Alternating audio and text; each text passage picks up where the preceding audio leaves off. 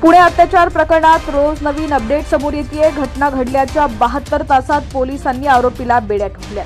26 वर्षीय तरुणीवर बलात्कार केल्यानंतर आरोपीनं पीडितेला जीवे मारण्याची धमकी दिली आणि तो पसार झाला। मिळालेल्या माहितीनुसार 37 वर्षीय आरोपी दत्तात्रय गाडे याला शिरूर पुणे इथून अटक करण्यात आली आहे। या प्रकरणी पोलीस पुढील चौकशी करतायत। सांगायचं झालं तर दत्तात्रय गाडे यानं केलेला बलात्काराचा पहिला गुन्हा नाही। याआधी देखील त्याच्यावर अनेक गुन्हे दाखल करण्यात आलेत।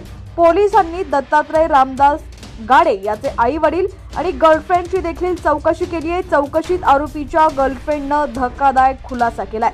काय म्हणाली गाडेची गर्लफ्रेंड पाहूयात। त्याआधी तुम्ही HPN मराठी न्यूज चॅनल पहिल्यांदाच पाहत असाल आणि अजूनही चॅनलला सबस्क्राइब केलं नसेल तर नक्की सबस्क्राइब करा, जेणेकरून आमचे अपडेट्स लवकरात लवकर तुमच्यापर्यंत पोहोचतील। आरोपीची गर्लफ्रेंड म्हणाली, दत्तात्रय गाडे सतत माझ्या मैत्रिणींचे मोबाईल नंबर मागायचा। त्याला सतत माझ्या मैत्रिणींबद्दल जाणून घ्यायचं असायचं। त्यानं अनेक तरुणींना त्रास दिलाय, असा धक्कादायक खुलासा आरोपीच्या गर्लफ्रेंडनं केलाय।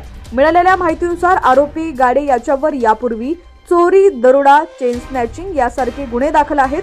2019 मध्ये एका गुन्ह्यात आरोपीची जामिनावर सुटका झाली होती। आता बलात्कार प्रकरणी आरोपीला अटक झाली असून शुक्रवारी पुणे न्यायालयात हजर करण्यात येणार असल्याची माहिती देखील समोर आली आहे। पुणे अत्याचार प्रकरणात 40 जणांची चौकशी करण्यात आलेली आहे। एवढंच नाही तर आरोपीची माहिती देणाऱ्याला 1 लाख रुपयांचं बक्षीस देखील घोषित करण्यात आलं होतं। अखेर आरोपी दत्तात्रय गाडे हा उसाच्या शेतामध्ये लपून बसल्याची माहिती पोलिसांना खबऱ्याकडून मिळाली।